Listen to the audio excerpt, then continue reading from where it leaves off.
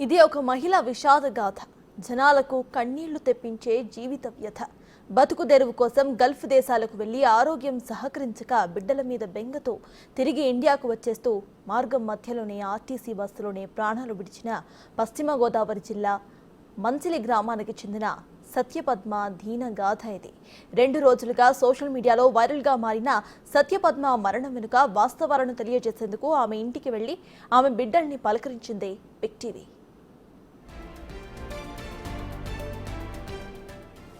పశ్చిమ గోదావరి జిల్లా మంచిలి గ్రామానికి చెందిన సత్యపద్మ ఏడాది క్రితం కువైట్ ఉద్యోగం కోసం వెళ్లారు. ఇంట్లో ఆర్థిక పరిస్థితులు, 2 మగపిల్లలను బాగా చదివించి ఉన్నత స్థానానికి తీసుకువెళ్లాలని ఆమె తపన. అందుకే దేశం కాని దేశానికి తరలి వెళ్లారు. అప్పటికే ఆమెకు గుండెలో చిల్లుపడి అనారోగ్యంతో బాధపడుతున్నారు. ఆరోగ్యం సహకరించకపోయినా బిడ్డల కోసం ఇబ్బంది పడుతూనే కువైట్కు వెళ్లారు. అక్కడికి వెళ్ళాక మాయదారి రోగం ఆమెను మరింతగా వెంటాడింది. గుండె సహకరించకపోయినా మందులు మింగుతూనే కువైట్ షేక్ ఇంట్లో పనిచేశారు. అయితే జబ్బుతో ఉన్న ఆవిడ మా ఇంట్లో పని మనిషిగా వద్దని ఆమెను ఉద్యోగం నుంచి కువైట్ షేకులు తీసేశారు.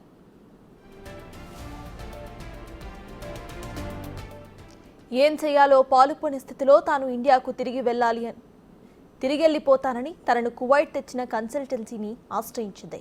ఏడాదిగా తన బిడ్డలను చూసుకోలేదని, దయచేసి తొందరగా ఇండియాకు పంపించాలని వేడుకున్నారు ఆవిడ. అయితే కన్సల్టెన్సీ వాళ్లు అందుకు ఒప్పుకోలేదు.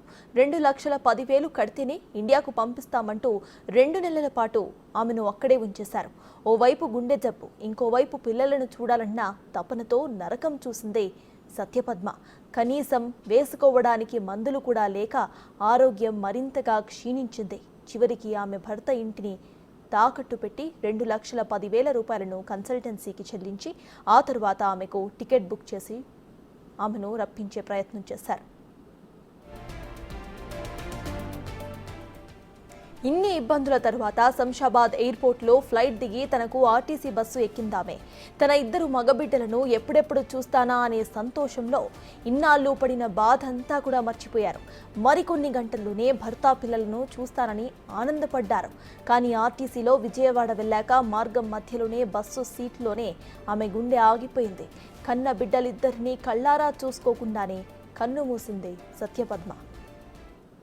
సరే, ఏంటి అసలు మీకు ఎప్పుడు తెలిసింది ఈ విషయం ఇలా జరిగిందని? అసలు ఆమె వస్తున్న విషయం కూడా మీకు తెలీదా? వస్తున్నట్టు 30వ తారీఖు కానీ టికెట్ ఓకే చేశారని చెప్పారండి.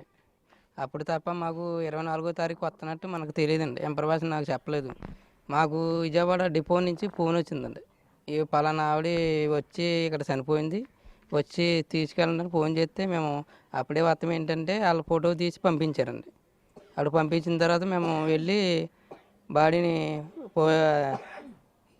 గవర్నమెంట్ హాస్పిటల్కి తీసుకెళ్ళారండి. అక్కడికి వెళ్తే ఎస్ఐ గారు ఇవన్నీ సామాను అన్నీ కవర్ చేసి చూపించి ఇలా జరిగింది, మరి మీకు ఇన్ఫర్మేషన్ లేదంటే మాకు తెలదండి, 30వ తారీఖున అన్నారు. 30వ తారీఖు అన్నదని ఈ సంగతి కూడా అప్పుడు ముందుగానే తెలుసు, కానీ ఆ తర్వాత 24వ తారీఖు అన్నది మనకు తెలియదండి. అది ఆ రకంగా చెప్పి ఎక్కించిందంటే మనకి ఇన్ఫర్మేషన్ ఆవిడ కానీ ఈవిడ కానీ మనకి ఎవరో ఇవ్వలేదండి. నాకు లేకపోతే ఇచ్చే ఉంటే నేను ముందే వెళ్ళి నా భార్యని నేను బతికించుకుంది అన్నాను. ఎందుకంటే నేను ఏదో రకంగా బతికించుకుంది నేను హైదరాబాద్ వెళ్తే కనుక అది చెప్పుకోకుండా. అవును, పక్కన ఉండేవాళ్ళు కదా మీరు కూడా, ఎవరో ఒక మనిషి తోడు ఉండేవాళ్ళు.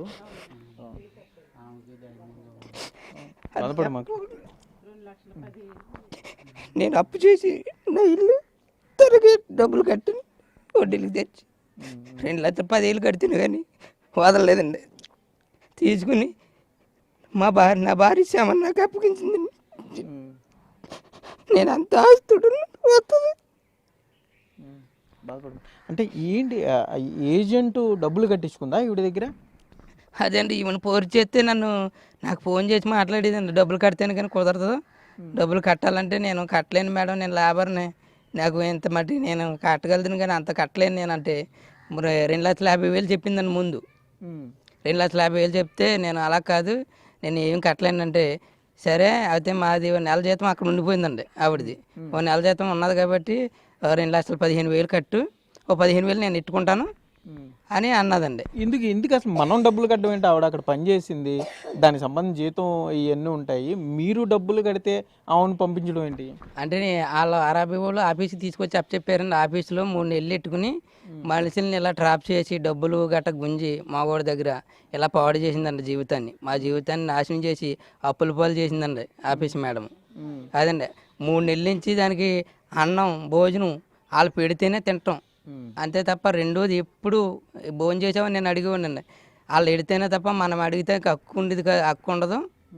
వాళ్ళ 12ంటికి 1 గంటకి మధ్యాహ్నం 1 గంటకి 12ంటికి కడుతుంది, సాయంత్రం మళ్ళీ 12ంటికి ఏం తింటాకు ఉండదు. నన్ను ఇలా చిత్రహింసలు పెడుతుంది. డబ్బులు కట్టని నేను పోరితే నువ్వు టెన్షన్ పడకు, నేను ఏదో అప్పు చేశాను కడతానని నేను 2,10,000 కట్టి నేను ఇంకా 5,000 కూడా కట్టలేనమ్మా, నీకు దండం, నా భార్యని నాకు అప్పగించే అని నేను పాదాయపడ్డానండి. నేను టికెట్ తీసేసిన 30వ తారీఖుని, 30వ తారీఖు ఓకే అయిపోయింది టికెట్ అని మేడం మా ఆవిడ చాలతోటి మాట్లాడిందండి. అంతే అండి, ఆవిడ చాలతోటి కూడా మాట్లాడదు, ఆవిడ నెంబర్ మనకు అవ్వదు. కానీ ఇక్కడ ఒక ఏజెంటు ఇక్కడ నుంచి పంపించిన ఏజెంట్ కూడా ఉందండి. అదండి నేను సరే, మీరు డబ్బులు కట్టారు, ఆవిడకి పంపించారు, ఆ మధ్యలో ఉన్న మేడం అనే ఆవిడకి మీరు 2,10,000 సుమారుగా పంపించారు. పంపిస్తేనే ఈవిని ఇండియా రావడానికి వాళ్ళు చేశారు. పోనీ అక్కడ ఫ్లైట్ ఎక్కించినప్పుడన్నా మీ భార్యని పంపిస్తున్నాం, పలానా ఫ్లైట్ ఎక్కించాం, హైదరాబాద్లో పలానా టైంకి వస్తుంది, రిసీవ్ చేసుకోండి అని ఏమైనా చెప్పారా? డబ్బులు చెప్పలేదండి, అలాగే ఎప్పుడు చెప్పలేదండి. మాది 30వ తారీఖున అన్నారు, 30వ తారీఖు కోసం నేను వెయిట్ చేస్తూ ఉన్నానండి. అంతే అండి, 30వ తారీఖు వెళ్దాము వస్తుంది అని తీసుకొద్దామని నేను ప్రిపేర్ అయి ఉన్నానండి. కానీ అలా 24కే శవం వచ్చి నాకు బస్ డిపోల నుంచి ఫోన్ వస్తేనే కానీ నాకు ఆ విషయం తెలియదండి, చచ్చిపోయినట్టు. అదండి అలా జరిగింది. నేను ముందే వెళ్తుంటే కనుక నేను ఏదో రకంగా బతికించుకుందానండి నా భార్యని.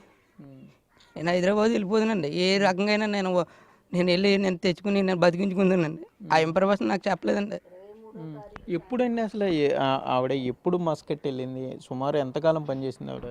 మొత్తం ఇక్కడి నుంచి బయలుదేరుతాం సంవత్సరం అయిందండి. ఇదే నెలలో ఇదే తారీఖున వెళ్ళిందండి. మొన్న 24వ తారీఖుకి ఎక్కించామండి. అదండి అలా జరిగింది. మళ్ళీ ఆ తారీఖు వచ్చినాడికి శవమై మా ఇంటికి శవమై వచ్చిందండి. ఎవరు ఫోన్ చేశారు మీకు? అంటే ఇప్పుడు ఫేస్బుక్లో వాటిలో చాలా వైరల్ అయింది ఫోటో, ఆవిడ ఎవరో తెలియట్లేదు, ఎవరికైనా తెలిస్తే చూడండి. ఎట్లా? బస్సు డిపో వాళ్ళు ఫోన్ చేశారండి. ఆ బస్సు డిపో వాళ్ళు ఫోన్ చేస్తే మేము వెళ్ళాం. ఆ తర్వాత ఎస్ఐ గారు కూడా ఆ నెంబర్ తీసుకుని ఎస్ఐ గారు ఫోన్ చేశారండి. వెళ్ళి ఆ శవాన్ని మాచిరిలో ఉంటే సోతాకి తీసుకెళ్ళారు, చూసామండి. చూసిన తర్వాత మలనాడు పోస్ట్ మార్టం అని చేసి బాడీ ఇచ్చారండి. అది ఆవిడ బాగా టెన్షన్ పడిపోయి ఆటో కంప్లైంట్ వచ్చి చనిపోయింది. అంటే గతంలో ఏమైనా ఆరోగ్యపరమైన ఇబ్బందులు ఏమైనా ఉన్నాయా? కొద్దిగా ఉన్నదండి. ఆరోగ్యం అంటే అంత చీడించిపోయి చచ్చిపోయి అంత ఆరోగ్యం ఏం కాదండి, మామూలుగానే కిటికీలు కానీ మంచి స్ట్రాంగ్గానే ఉండే మనిషి అండి ఆవిడ. కొన్నాళ్ళు బాగానే పని చేసుకుందండి. నేను హెల్త్ ప్రాబ్లంగా ట్యాబ్లెట్లు కూడా ఇచ్చేవాడిని. నేను అన్నీ మేనేజ్ చేసుకుంటాను, నువ్వేమి కంగారు పడవలసి లేదని చెప్పిందండి మేడం. మెడికల్ కూడా అన్నపెట్టి అవుతుందేమో మేడము ఇలాంటి పరిస్థితి అని నేను చెప్పానండి. చెప్పకోకుండా ఏం పంపలేదండి, చెప్పే పంపించాను, నేను సరి చేసుకుంటాను, నీకు ఎందుకు నువ్వు పంపించని ఫోర్స్ చేస్తేనే నేను పంపానండి. పంపితే ఇలా చేసి లాస్ట్కి ఒంట్లో బాగోలేదు, 6 రోజుల నుంచి అలా ఉంటుంది మేడం. నేను అవసరమైతే నేను కొంత డబ్బులు కట్టాను కదా ముందు, కనమ డబ్బులు నేను కడతాను, లేకపోతే సంతకాలు పెడతాను, నేను ఎక్కడ పెట్టమంటే అక్కడ పెడతాను, నా భార్యని పంపించేయండి, నేను హెల్త్ ప్రాబ్లంగా నేను హాస్పిటల్కి తీసుకెళ్ళి చూపించుకుంటాను, మా ఆవిడ వచ్చిన తర్వాత నేను ఏ ఒకటి తాగనకాయ పెట్టి నేను కడతాను డబ్బులు అంటే, నువ్వు ఆ మిగతా బ్యాలెన్స్ కూడా కడితేనే కానీ నేను పంపనని చాలా మానసిక వేదనకు గురి చేశారు, ఇటు మిమ్మల్ని కానీ అటు ఆవిడ అక్కడ కూడా చెప్పుకోనివ్వకుండా కనీసం తిరిగి పంపించకుండా మీరు ఆ డబ్బులు కట్టేదాకా కూడా ఆమెని పంపించలేదు. చాలా మనోవేదన గురైంది ఆవిడ, అంతేగా మీరు? అంతే అండి, ఫోన్ కూడా మాట్లాడనిచ్చేది కాదండి ఎక్కువగా. వాళ్ళు ఊరుకోరు ఫోన్ మాట్లాడితే కుదరదు ఆఫీసులోనని ఫోన్ సరైన ఇన్ఫర్మేషన్ నాకు చెప్పనిచ్చేది కదండి మేడం. అదండి చివరిసారిగా ఎప్పుడు మాట్లాడారు మీరు? చివరిసారిగా ఆవిడ 24వ తారీఖునే మాట్లాడిందండి. అది బయలుదేరక ముందండి, అక్కడ బయలుదేరక ముందండి, 23 బయలుదేరక ముందు మాట్లాడిందండి. ఫోన్ కట్ అయిపోయిందండి. అప్పుడు నీకు నెట్ ఆన్లో లేదండి. ఆ తర్వాత కూడా నేను అత్తమాలు ఫోన్ చేస్తూనే ఉన్నానండి. ఫోన్ చేసినా దానికి రెస్పాన్సిబుల్ లేదండి. ఏంటి ఏమైంది, ఆరోగ్యం బాగోలేదంటుంది, ఏమైంది అని నేను టెన్షన్ పడిపోతున్నానండి, టెన్షన్ పడుతున్నానండి. ఆ తర్వాత 24వ తారీఖు సాయంత్రం 5ంటికి ఫోన్ వచ్చిందండి మాకు. ఫోన్ వస్తే ఇలాగా పలానా ఆవిడ మస్కట్ నుంచి వస్తుంది, ఈ బస్సులో ఆవిడకి స్ట్రోక్ వచ్చి చనిపోయింది అని వాళ్ళు చెప్తేనే కానీ మనకు తెలియదండి. ఆ టికెట్ ఎంతమంది? ఇద్దరు పిల్లల మీకు? పిల్లలండి. ఏం చదువుతున్నారు? ఒకడు 4th క్లాస్, ఒకడేమో 6 అండి. ఏమంటే ఏంటి అసలు మీరు ఏం డిమాండ్ చేస్తారు? ఇవన్నీ మీకు తెలుసు, మీరు బాధలో ఉన్నారు, అయినా కూడా ఏంటి ఇప్పుడు ఆ మేడం కానీ వీరందరి మీద మీరు ఎటువంటి చర్యలకి మీరు కోరుకుంటారు? కేసు వేయాలని మెయిన్. ఎందుకంటే మా ఆవిడ లాంటి వాళ్ళు బోల్డ్ మంది ఉన్నారండి ఆఫీసుల్లో. ఇలాంటి వాళ్ళందరినీ మగవాళ్ళని ఇబ్బంది పెట్టి వాళ్ళ కుటుంబాలను ఇబ్బంది పెట్టి నాశనం చేసి ప్రాణాలు కోల్పోయిన వాళ్ళు చాలామంది ఉన్నారు. అలాంటిది దాన్ని కేసు వేసి దానికి శిక్ష పడేటట్టు చేయాలండి. అది నేను అప్పు చేసి నేను 2,50,000 2,10,000 రూపాయలు నేను క్యాష్ కట్టానండి. క్యాష్ పంపించానండి నేను. అవన్నీ గ్రూపులు అన్నీ ఉన్నాయండి. ఇందాక అడిగితే ఏం గ్రూపులు ఉన్నాయి ఏంటని అని అడిగి రివర్స్ అయిందండి ఆవిడ. అదే డబ్బులు వేసిన మన అకౌంట్ లోనే కదా ట్రాన్స్ఫర్ చేస్తాం. అకౌంట్ లో నుండి ఒకటేమో ఫోన్ పే ద్వారా చేసినవి అన్ని అడ్రస్లు ఉన్నాయండి నా దగ్గర. అన్ని ప్రతిదీ ఉందండి. అలా చేసిందండి నా జీవితం.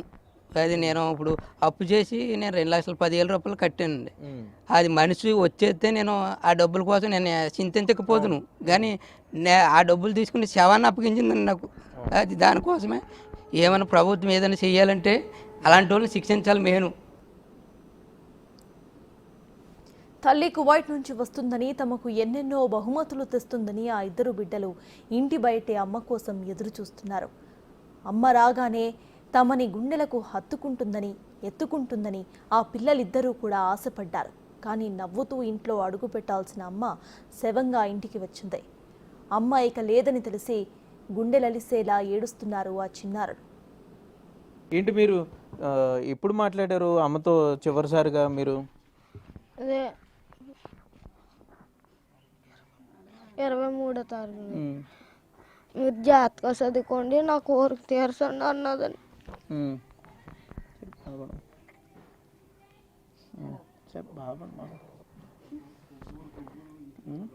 బాగా చదువుకోమని చెప్పిందా? అలర్ట్ చేయొద్దని చెప్పిందా?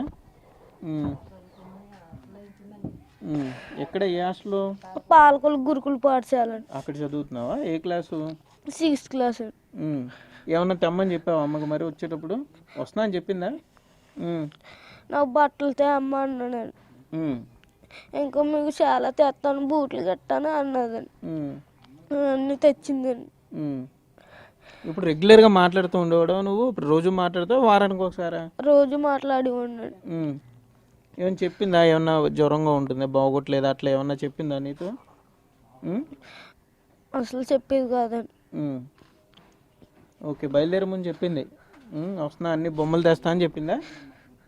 బూట్లు గట్టి తెస్తాను, ట్యాబ్ గట్టి తెస్తాను మీకు అన్నదండి. నువ్వేం చదువుతున్నావు? 4th class. నువ్వు ఆ రోజు మాట్లాడావా? ఏమంటామన్నావు అమ్మని? బట్టలు ట్యాబ్.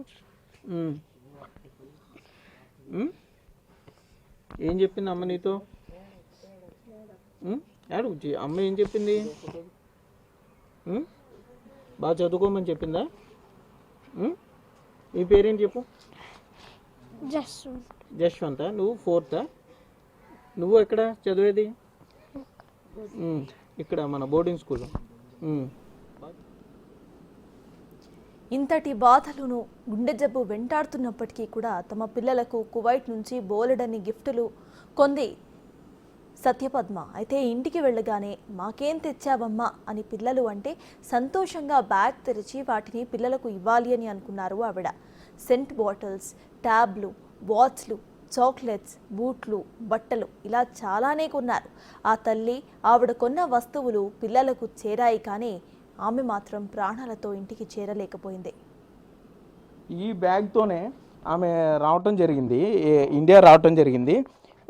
ఈ మొత్తం పిల్లలకి సంబంధించి అంటే అసలు ఆమె ఏమేమి తెచ్చిందనేది ఇప్పటికే పోలీసులు దీనికి చూడడం కూడా జరిగింది, వీరి బంధువులకు కూడా చూపించడం జరిగింది. చూస్తే కనుక ఈ బ్యాగ్లో చూడండి పిల్లలకి, ఇప్పుడు బాబు చెప్పాడు, పెద్ద బాబు చెప్పాడు కదా మనకి, అమ్మ నాకు బూట్లు తెస్తానంది అని చెప్పి. బూట్లు, పిల్లలకి సంబంధించిన బూట్లు తీసుకొచ్చింది. పిల్లలకి ఈ మంచి షూ తీసుకొచ్చింది ఆవిడ. ఎందుకంటే ఇప్పుడు ఆవిడ అంత దూరం వెళ్ళి కష్టపడిందే పిల్లల గురించి కదా.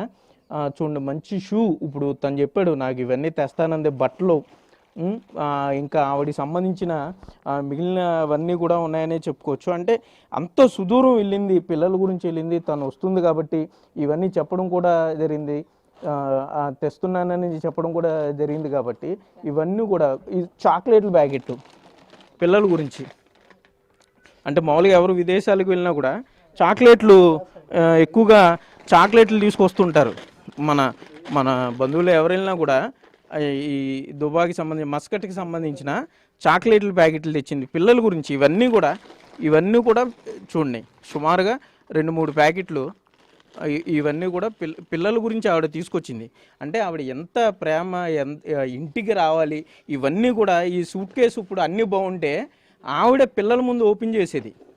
ఈ సూట్ కేసు ఓపెన్ చేసి ఒక పండగలాగా వీళ్ళంతా చాలా ఆనందంగా దీన్ని ఓపెన్ చేసి ఇదంతా షేర్ చేసుకునేవాళ్ళు. కానీ ఇప్పుడు పరిస్థితి చూస్తే అంటే టైము ఏ విధంగా మారిపోయింది అనేది, ఆవిడ హైదరాబాద్లో ఫ్లైట్ దిగిన తర్వాత మరలా ఆవిడ బస్సు ఎక్కి ప్రయాణం చేయడం, అంటే ఒక సర్ప్రైజ్ ఇద్దామని ఆవిడ అనుకుని ఉంటుంది, నేను అనుకోవటం. సో ఇంటికి సడన్గా వచ్చి తలుపు కొట్టి పిల్లలకి సర్ప్రైజ్ ఇవ్వచ్చు అని. కానీ విధి నిజంగా ఎంత విచిత్రమైనదంటే, బస్సులో ఉండగానే ఆమె కనీసం ఆమెకి తెలియకుండానే నిద్రలోనే ఆమె ప్రాణాలు పోవటం కానీ, ఈ చాక్లెట్లు కానీ, ఈ ఆడపిల్లలకి సంబంధించి ఈ క్లిప్లు, బట్టలు తీసుకొచ్చింది, పెర్ఫ్యూమ్ బాటిళ్ళు, షూ, బట్టలు. ఇప్పుడు బావ చెప్పాడు, ఇది అమ్మ నాకు ట్యాబ్ తీసుకొస్తానంది అని చెప్పి. ట్యాబ్ అంటే బాగా చదువుకోవాలి వీడు, వృద్ధిలోకి రావాలి. ఎందుకంటే ఇప్పుడు అందరు పిల్లలు కూడా మొబైల్ ఫోన్స్ వాడేస్తున్నారు, మొత్తం అంతా టెక్నాలజీ ఇదైపోయింది. కాబట్టి తన పిల్లలు కూడా బాగా చదువుకోవాలి, తన పిల్లలు కూడా ఎవరికన్నా కూడా తక్కువగా ఉండకూడదు. అంటే ప్రతి తల్లి కోరుకునేది అదే, అందరికన్నా మంచిగా ఉండాలి పిల్లలు అనేది ప్రతి తల్లి కోరుకునేదే. ఇంకా ఈ రకరకాల ఈ పెర్ఫ్యూమ్స్ కానీ, పిల్లలకి సంబంధించిన వస్తువులు కానీ, వాచ్, ఇదే పెట్లో చూడండి వాచ్ కూడా తీసుకొచ్చింది ఆమె. అంటే వాచ్, ట్యాబు, షూస్, అంటే అన్నీ బాగుంటే దీనికి సంబంధించి వీళ్ళంతా ఇప్పుడు ఇక్కడ మీరు చూసేవారు, వీళ్ళందరూ కూడా కూర్చుంటే ఆవిడ ఓపెన్ చేసేది ఈ బాక్స్. సత్యపద్మ మరణ వార్త తెలుసుకొని ఊళ్ళో ప్రజలు కన్నీరు మున్నీరు అవుతున్నారు. ఆరోగ్యం సహకరించకపోయినా వేరే దేశం వెళ్ళిందని బాధపడుతున్నారు. ఆరోగ్యం బాగాలేదని చెబుతున్నా సరే కన్సల్టెన్సీ వాళ్లు దుర్మార్గంగా వ్యవహరించి మందులు కూడా ఇవ్వకుండా 2 ఏళ్ల పాటు వేధించారని ఆరోపిస్తున్నారు. భర్త అప్పులు చేసే ఇళ్లు తాకట్టు పెట్టి మరీ డబ్బులు పంపేదాకా సత్యపద్మను పంపలేదని ఆవేదన వ్యక్తం చేస్తున్నారు. ఈ అబ్బాయి మా మధ్యగారండి, ఆ పిల్లలేమో మా తోడుకోడు గారి పిల్లలు, ఆ పిల్ల మా మేనగాళ్ళు, మా అన్నయ్య గారు కూతురు. దగ్గర ఉంటుంది నా మధ్యగారి కానీ, నా చిన్నత్త గారు కొడుకండి. కలిసిమెలిసి ఉండొచ్చని, కలిసిమెలిసి ఉంటారని, ఏదో శుభ్రంగా బతుకుతారని చేశానండి. భార్య అంటే చాలా ఇష్టమండి అబ్బాయికి. 2 బిడ్డలు ఉంటారు. ఏదో ఒక బతుకుదాము, ఇల్లు గట్ట కట్టుకోవాలో, పిల్లలు ఎదుగుతున్నారు కదా అన్నారు. ఎందుకమ్మా 2 మగోళ్ళని చూసుకుని భర్త కొండుకు పెట్టుకో అంటే, కాదు బాప అందరూ వెళ్తున్నారు కదా, నేను రూపాయి డబ్బులు తెచ్చుకుంటాను, చిన్నప్పుడు చేసుకోకపోతే తర్వాత ఇంకెలాగా అని చెప్పేసి అని ఏదో మాట కలుపుకుని వెళ్ళారండి. వెళ్ళిన తర్వాత అక్కడికి వెళ్ళిన తర్వాత 7 నెలలు 8 నెలలు చేసిన తర్వాత మేడం మరి ఏమనుకుంది ఏంటి అమ్మాయిని ఆఫీస్కి కన్వర్ట్ చేసింది అన్నారు. ఆఫీస్కి కన్వర్ట్ చేసిన తర్వాత ఏరే ఇంటికి పంపించమంటారు ఏంటి అన్నారు. ఏరే ఇంటికి గట్ట వద్దు, నువ్వు వచ్చేయి ఉన్న పళ్ళంగంటే మీ ఆవిడ పంపించేయాలంటే 2,70,000 కట్టమన్నారంటండి. అన్ని డబ్బులు ఎందుకు కట్టాలని నా దగ్గరికి వచ్చి ఈ అబ్బాయి చెప్పాడు. అన్ని డబ్బులు ఎందుకు కట్టాలి, డబ్బు లేకుండా నేను తీసుకొస్తాను బాబా అంటే, బాపా వద్దు వాళ్ళకే మనకు గొడవ, కట్టేస్తే వదిలిపోద్దానండి. డబ్బు లేని మూలన, పని లేని మూలన భోజనం కూడా సరిగ్గా పెట్టుబడి కాదండి. మనిషి బంగారులో ఉన్న మనిషి అని ఇంట్లో ఉన్న చూపు బాగానే ఉంది. ఆఫీసులో ఎప్పుడైతే వచ్చింది 3 నెలల క్రితం కాడి నుంచి మనిషి సిక్కిపోయి భోజనం లేక పాడైపోయింది. ఎందుకమ్మా అలాగంటున్నావు, బొద్దుగా రొంపట్టేసింది అంటున్నావు, డబ్బులు కట్టేదాకా ఎందుకు, ముందు 1,50,000 కట్టాడు, కొన్ని టికెట్ తీసేయమని తర్వాత ఏమన్నా అంటే చూసుకోవచ్చు, పరిస్థితి బాగున్నప్పుడు ఏం చేస్తామో ఏదన్నా అవుతాని వచ్చేయమ్మా అని అంటే, డబ్బులు కడితేనే కానీ పంపిలేగలేరు అన్న. పని దాన్ని ఏమన్నా మేము చేయమా అని అంటే, మీరు ఏమీ చెయ్యొద్దు, ఎందుకు గొడవలు, మా ఆయన కడతానంటున్నాడు, మేము వచ్చేస్తాం. ఈ అబ్బాయి బయట ఎవరినన్ను అడిగొద్దున అంటే, ఇక్కడ 2 ముగ్గురిని అడిగితే పాపం వీళ్ళు మంచితనాన్ని బట్టి గబగబా 1,50,000 పోగానియండి వీళ్ళ చెరువు మీద ఉంటున్నాడు పిల్లడు. ఆ రైతు ఒక 60,000 ఇచ్చాడు. ఆయన ద్వారాగానే మళ్ళీ అక్కడ డబ్బులు కడతాం జరిగింది. అన్ని ప్రూఫ్లు ఉన్నాయి మా దగ్గర. ఏంటని అడిగితే వాళ్ళు రివర్స్ అవుతున్నారు. ఇప్పుడు 6 నెలలు చేసిన తర్వాత మన రూపాయి కట్టక్కర్లేదు, మనిషిని ఇండియాకి పంపాలి. మనిషిని దండించి మనిషిని దగ్గర డబ్బులు వసూలు చేస్తుందంటే ఆ మేడమ్ను అక్కడ దొంగ ఏజెంట్ని శిక్షించాలి, అరెస్ట్ చేయాలండి. ఇవాళ ఇదైంది, రేపు పొద్దున ఇంకో ఆడ మనిషికి రాకూడదు ఎవరికైనా. బతుకుదారి కోసమే వెళ్తే తిరిగి డబ్బులు కొడతామేంటి? ఎంతమందిని ఇలా ఏడిపిస్తున్నారు. ఇవాళ దిక్కునీళ్ళు అయిపోయారు. నీ భార్యని పంపిస్తున్న పరిస్థితి బాగోలేనప్పుడు మాకు తిరిగి భర్తకు ఒక ఇన్ఫర్మేషన్ ఇవ్వాలి కదండి. అక్కడికి వచ్చి మనలో రిసీవ్ చేసుకుందుడు. ఇంత అన్యాయం జరిగింది, మనిషి ఏమైపోయింది. ఇక్కడికి వస్తే పోడేళ్ళు ఒకవేళ భార్య బాగోపోతే బాగు చేయించుకుందుడు కదండి. ఎందుకు ఇంత నిర్లక్ష్యం చేసింది? డబ్బు కట్టించుకున్నప్పుడు బాధ్యత భర్తకు తెలియద్దండి ఆవిడకి. వెంటనే ఆ ఏజెంట్ని ఖండించాలండి, అరెస్ట్ చేయాలండి. మాకు డబ్బులు తిరిగి కట్టిన డబ్బులు తిరిగి రావాలండి. ఈవిడ పరిస్థితి బిడ్డలకే ఆధారం కూడా చూపించాలండి. ఆవిడ బాధ్యత అంతా ఆవిడదేనండి. ఏం లేకపోతే కనుక మేము ఎంతవరకైనా వెళ్తామండి. ప్రభుత్వం వారు కూడా ఈ కఠినంగా శిక్షించి ఆమెని, అటువంటి వాళ్ళు ఇంకా చాలామంది ఉన్నారండి, వాళ్ళు కూడా అరెస్ట్ చేయాలండి. ఏజెంట్ చేయడం అంటే దానికి ఒక గంట అర్హత ఉంటుందండి. దానికి రైట్ ఉండాలండి. ఏ రైటు లేకుండా ఏమీ లేకుండా ఎవరు మడితే వాళ్ళు ఏజెంట్లు చేసి ఎంతమందిని అమాయకులు పాడు చేద్దామని మాయ మాటలు చెప్పి వీళ్ళ పరిస్థితులు ఏంటండి? తల్లిదండ్రులు లేని బిడ్డలు, తల్లి లేని బిడ్డలు అయిపోయారు. ఎలా బతుకుతారండి? వాళ్ళకి ఆధారం ఏంటండి? మాకు వచ్చిన కాడించండి ఇన్ఫర్మేషన్ ఎలా వచ్చిందేంటండి? ఆ కండక్టర్ ఫోన్ చూసి అలా పడిపోయి ఉంటే ఆ నెంబర్ ఎలా చూసి వాళ్ళ తమ్ముడు సేవ్ అయిందని వాళ్ళ తమ్ముడు చేతి, వాళ్ళ తమ్ముడు అమ్మ వాళ్ళ అమ్మకు చేసి ఇలా బాగా చేశాడు. నాకు వాళ్ళ అమ్మ చేసేది కోయిట నుంచి పిల్లడిపోయిందంటే విజయవాడని. పిల్లడిపోతామేంటి? 30వ తారీఖున వస్తానంది కదా మాకు. ఇదేంటి ఎలాగ అంటున్నావేంటి నువ్వు? వదిన కంగారు మాట్లాడుతున్నావు అంటే, లేదమ్మా వచ్చేసిందమ్మా. ఇదేంటి బాబా అని మళ్ళీ ఇన్ఫర్మేషన్ ఎడితే, బాపా నాకు భయం వేస్తుంది ఇలా ఉందని అన్నాడండి వీళ్ళ అన్నయ్య. అప్పుడు వెంటనే నేను కండక్టర్ నెంబర్ ఇవ్వండానండి. ఆ నెంబర్ ఫోన్ చేసి ఏంటండి అంటే, ఏమవుద్దమ్మా అన్న, మా మేనగోళ్ళని సొంత మేనత్తనండి నేను చెప్పండి అంటే, ఆ భర్త లేడమ్మా అన్నాడు. భర్తకు చెప్తే ఏంటి చెప్పండి అంటే, అమ్మ లేదమ్మా చనిపోయిందమ్మా అన్నారు. ఈ పిల్లడు చెప్తే సడన్గా ఈ పిల్లడు పేడం జారిపోయినట్టుగా పడిపోయాడు. కొంచెం కంగారు పడక బాబా అని అందరం కూర్చుని మాట్లాడుకుని ముందు ఆ చిన్నపిల్లడిని వెళ్ళి అక్కడ ఏంటో చూడమని, మాకు సంబంధించిన పిల్లడు మా తమ్ముడు అక్కడ ఉన్నాడు విజయవాడ ఉన్నాడు, ఫోన్ చేస్తే ఆడ ఫోన్ల ద్వారా మాట్లాడి అన్నీ చేశాడు. మేము అప్పటికప్పుడు వెళ్ళి నైట్ వెళ్ళింది. ఆ ఎస్ఐ గారు ఎవరు మహానుభావుడు దగ్గరుండి బాగానే చూశాడంటండి. ఇలా ఎందుకు అయ్యో ఇన్ని చేసుకుందావిడ, చిన్న వయసు పిల్ల ఏంటని. 31 సంవత్సరం అండి ఆ పిల్లకి. ఏదో బతుకుదామని వెళ్ళిందండి. ఎంత ఇలాగ అన్యాయం అయిపోతుందని అనుకోలేదండి మేము. ఇదంతా కారణము ఆ ఏజెంట్ అండి. ముందు ఆవిడని శిక్షించాలండి, లేకపోతే నేను ఎంతకైనా తెగింతని నేను అసలు ఊరుకోనండి. మీరు కూడా మాకు సహకరించి ప్రభుత్వం వారు, మేము ఎమ్మెల్యే గారి ద్వారాగా మాట్లాడి ఆవిడ ఏ రకంగా అయినా సరే శిక్షించేలాగా చేయమని, ఈ బిడ్డలకు ఆధార చూడమని అప్పుల్లో మునిగిపోయినాడని. ఆ పిల్లలు ఏదడితే తెచ్చాడండి. నాకు తోడు లేకుండా అయిపోయింది. కడుపులో పెట్టుకుందాం తల్లి అని పిల్లని, నేను తల్లి అని నాకు బిడ్డలుగా ఉంటుంది అది తీసుకొచ్చేసాను. ఇవాళ పిల్లలు దిక్కులేరలు అయిపోయారండి. నాకు ఈ న్యాయం చేసి పెట్టిన ప్రభుత్వం వారు. ఈ ఘటన చాలా దురదృష్టకరమండి. అమ్మాయి ఇక్కడ ఉండి మంచిగా పని పాటలు చేసుకుని ఉండేదండి. అయితే ఏంటంటే 2 పిల్లల్ని చదివించుకోవాలి. ఆ భర్త ఒక కష్టం మీద నేను బతకవలసి వస్తుంది. సరే ఇంకా నా భర్తకు తోడు నీడ కింద ఉంటుంది కదా, ఒక 2 సంవత్సరాలు చేసుకుంటా అని చెప్పి మసకట్టి వెళ్ళిందండి. అందులోకి ఇల్లు కూడా సరిగ్గా లేదు. పిల్లలకి ఇల్లు అన్నా కట్టుకుందాం వెళ్ళి 2 సంవత్సరాలు అని చెప్పి ఆలోచనతో భర్తను అడిగి ఆలోచన తీసుకుని భర్తతో పంపిస్తే వెళ్ళిందండి. వెళ్ళిన తర్వాత అక్కడ కొంచెం హెల్త్ బాగోపోవటం వల్ల ఏమైందంటే వాళ్ళు ఆఫీస్కి అప్పచెప్పేశారండి. అరబ్బీ వాళ్ళు ఆఫీస్కి అప్పచెప్పిన తర్వాత వాళ్ళు ఆఫీస్ మేడం వాళ్ళు 2,50,000 కట్టమంటే నేను అంతా కట్టలేను, మేము లేబరు అంటే, అలా కాదు కడితేనే కానీ మేము పంపము అని చెప్పిందంటండి ఆఫీస్ మేడం. చెప్పిన తర్వాత మళ్ళీ ఇక్కడి నుంచి పంపించిన ఏజెంట్కి ఫోన్ చేసి చెప్తే ఆ ఏజెంట్ విజయవాడలో ఉందండి. విజయవాడ నుంచి మళ్ళీ నీ భర్తకి ఆ ఏజెంట్ ఫోన్ చేసి నువ్వు డబ్బులు కట్టకపోతే నీ మీద కేసు పెడతాము అయ్యి అని చెప్పి బెదిరితే ఆ భర్త ఇంకేం చేయాలో అర్థం కాక చుట్టుపక్కల వాళ్ళని అడిగి మొత్తం మీద 2,10,000 రూపాయలు అప్పు చేసి కట్టాడండి. కట్టిన తర్వాత కూడా 3 నెలలు ఆఫీసులో ఉంచేసుకుని ఆమెని చిత్రహింసలు చేసి ఆమెకి భోజనం పెట్టకుండా నానే ఇబ్బందులు పెడితే ఆమె ఒకసారి ఫోన్ చేసి భర్తతో మాట్లాడి ఏడ్చిందండి. అయితే ఇక్కడేమో అక్కడ ఆఫీస్ మేడంతో మాట్లాడటానికి ఇతనికి అవకాశం లేదండి.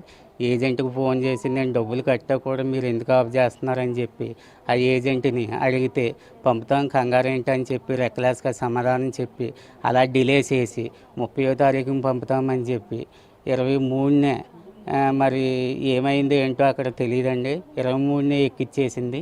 ఎక్కిచ్చేయటం వల్ల ఆ అమ్మాయికి ఇంకెక్కడ ఇండియా సిమ్ లేదండి భర్తకు ఫోన్ చేస్తాను కూడా. లేకపోతే ఇంకా ఇన్ఫర్మేషన్ లేదు కాబట్టి ఇంకా బస్సు ఎక్కి ఆమె వచ్చేసేటప్పుడు బస్సులో ఈ ఘటన జరిగిందండి. ఎందుకంటే చిన్నపిల్లలండి, అంతా అప్పుల్లోనే ఉన్నారు. వీళ్ళకి ఎటువంటి అవకాశం లేదు కనుక ఎమ్మెల్యే గారి దగ్గరికి వెళ్ళి మేము ఇంటిమేషన్ చేస్తామండి. ప్రస్తుతం ఎమ్మెల్యే గారు లేరండి. వచ్చిన తర్వాత ఎమ్మెల్యే గారి దగ్గరికి వెళ్ళి ఇంటిమేషన్ చేసి ఆ ఏజెంట్ మీద మేము కేసు పెట్టించి పోరాడతామండి. ఈ పిల్లకి న్యాయం జరిగేలా చేస్తామండి. మరోవైపు సత్యపద్మ చనిపోయిందని తెలుసుకున్న కన్సల్టెన్సీ సిబ్బందే మొసలి కన్నీరు కారుస్తున్నారు. ఫోన్ లైన్లో కన్సల్టెన్సీ మేనేజర్తో స్థానికులు మాట్లాడారు. విచిత్రమేమంటే కువైట్లో ఉన్న ఆ కన్సల్టెన్సీలో పనిచేసే మహిళ కూడా తెలుగువారే అయినా సరే కనీస జాలి కూడా చూపించలేదు. ఫోన్లో ఆవిడ ఏమంటుందో మీరే వినండి. మంచిగా మాట్లాడుకొని ఏమన్నా ఇచ్చేపించుకోవాలి ఏంటి ఒక మనిషి ఆ అమ్మాయి నన్ను మాట్లాడండి అంత దూరం ఉంది పిల్లల మగ పిల్లల కోసం. ఆ రోజు అందరేమో ఆ అమ్మాయి మీద లేనిపోయి అన్ని చెప్పి ఆ మొగుడు అనుమానం అది ఇది అని చెప్తున్నారు కానీ ఆ అమ్మాయి పాపం అంత ఆత్రంగా మగ పిల్లలు చూసుకోవాలని కష్టపడుకొని వచ్చింది. ఆ అమ్మాయి చనిపోయిందని మేమెంత బాధపడ్డామో మీకు తెలీదు. ఫోన్ ఆ రోజు కానీ ఈ రోజు వరకు ఫోన్ చేసి ఇష్టాకరంగా మాట్లాడుతున్నారు కానీ ఒక్కలైనా సరే ఏమన్నా అమ్మా అని ఆఫీస్ వాళ్ళకి ఫోన్ చేసి ఏమన్నా సహాయం చేయగలరా అలా కదండి నా మాటనండి. అనుమానం పడిపోతే 2,10,000 కడతాడండి. అసలు మీరు ఒకసారి చెప్పండి. చెప్తున్నానండి, నేను చెప్తున్నా ఆయన కట్టాడు, ఆయన మంచోడే మరి చెడ్డోడని మేము చెప్పట్లా. మరి ఇంకేంటి? ఆ రోజున ఆమెను తీసుకెళ్లిన వాళ్ళు ఆమెను ఇచ్చేసేవాళ్ళు ఈ అమ్మాయి కూడా మా ఆయనకి అనుమానం అండి నేను వెళ్ళిపోతానని చెప్పేది. ఆ అమ్మాయికి బాగోక అలాగనిదండి. ఇక్కడ చాలా ప్రేమగా ఉండేవారు, చాలా ఇష్టంగా ఉండేవారు. అమ్మాయికి బాగోక హెల్త్ బాగోక అలాగనిదో మొక్కలంతే. వాళ్ళ ఆయన అడగండి. లేదు మనుషులు వెళ్ళినప్పుడు నేను టాబ్లెట్లు ఇచ్చి పంపించేదాన్ని. లేదండి ఆ అమ్మాయికి హెల్త్ బాగోక గానీ అంతే. సంబంధించిన టాబ్లెట్లు నేను పంపించాను ఆ అమ్మాయికి. సరే అండి, మరి అలా కదండి, సంవత్సరం అయ్యింది కదండి. మీరేమన్నారు? మీరేమో ప్రూఫ్లు ఉన్నాయా మీ దగ్గర కట్టినట్టు అన్నారు పుసుక్కుని. నాకేసింది 60,000 అండి. నాకు 60,000 ఆ అమ్మాయికి ఎంత అయితే రాను చూసుకోండి. నాకేసిన 60,000 అదేనండి. ఇప్పుడు మీరు మీ సిస్టర్ గారే కదండి ఆవిడ ఎవరో మీ సిస్టర్ చేసుకుంటే ఎవరికి లాభం? నాకేసిన డబ్బులు నేను చెప్తాను కానీ అదే ఊరోళ్ళందరూ కేసిన డబ్బులు అదే మీ సిస్టర్ గారే అన్నారు కదా ఆవిడ. ఏంటి ఊరోళ్ళందరూ కాదండి, మీ సిస్టర్ గారే కదండి ఆవిడ. ఎంత వేసారో నాకు తెలియదండి. 1,50,000 అండి. 1,50,000 అండి, మీకు 60,000 అండి. కాదండి లేనోళ్ళు కదండి. ఒకసారేనండి కాదు లేనోళ్ళు కదా. అంత కష్ట పరిస్థితిలో 2,10,000 ఇంటి మీద తెచ్చి ఆ రోజు నేను లేనండి అండి. నేను డీసెంట్గా ఇదిగో నేను ఈ మధ్యలో వచ్చాను తెలుసండి. ఇది నేనన్నాను ఇదేంటి సంవత్సరం చేత డబ్బులు ఎవరు కట్టమానండి రా, డబ్బులు ఎందుకు కట్టాలి అని మా తమ్ముడు తిట్టానండి. నేను 20 సంవత్సరాల సర్వీస్ కోయట్లేనండి. చెప్పండి.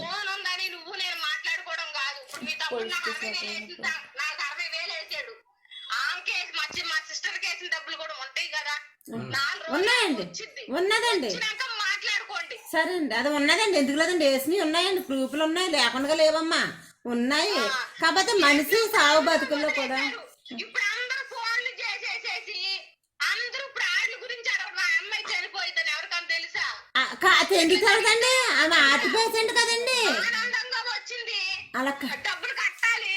వాళ్ళకి అక్కడ ఏం గొడవలు ఉన్నాయో నాకు తెలియదు. ఏం గొడవలు ఉంటాయండి? ఇదిగో నా మాట అంటారు ఒకసారి నా మాట కోవిట్లో అండి. బయట కంట్రీ సంగతి నాకు తెలుసు అండి. ఏంటి నా మాట అంటారు ఒకసారి నా మాట అనండి. ఏం గొడవలు ఆఫీస్కి వచ్చేది కనుక నా మాటనండి. ఇప్పుడు అదే ఎంత బాగోకి వచ్చేసిందండి, ఎంత బాగోకి వచ్చేసింది అమ్మాయి. బాగోలేదు, మేము హాస్పిటల్లో ఉన్నాము. నేను ఇంటికి వచ్చినాక చేస్తాను. ఆ పిల్ల ఏమో దుబాయ్ వెళ్ళింది. నేను చేస్తానని చెప్పాంగా. సరే అండి, ఓకే అండి. కుటుంబాన్ని చేరుకోవడానికి పద్మ దేశాలను నరకాన్ని దాటుకు వచ్చింది. కానీ మృత్యువును మాత్రం దాటుకు రాలేకపోయింది. ప్రేమగా పిల్లలను పలకరించాల్సిన పద్మ మృతదేహం రూపంలో ఇంటికి వచ్చింది. సత్యపద్మ మృతదేహాన్ని ఆమె స్వగ్రామానికి తరలించి అక్కడే అంత్యక్రియలు నిర్వహించారు బంధువులు. ఇప్పుడు ఆమె 2 పిల్లలు తల్లిలేని అనాథులయ్యారు.